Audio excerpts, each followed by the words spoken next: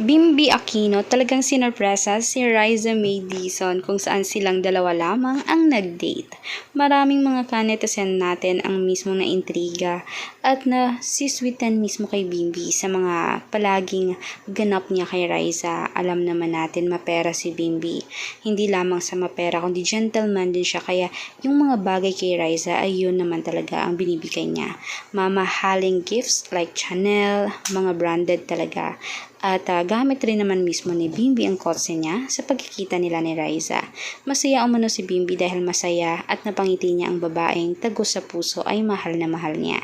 Hinihintay na lamang niya na mabigyan sila ng bagong proyekto na maisadula ulit ang kanilang dating movie. Ngayon ay binabalik-balikan ni Bimby kung paano sila nagkilala ni Riza, paano sila nagkaroon ng sweetness, at yung friendship nila is sobrang lalim talaga.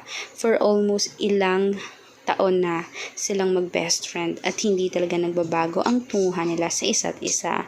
Kaya marami talaga ang nakilig sa kanilang mga scene sa pagkikita nila at mismong paghahanap nila sa isa't isa.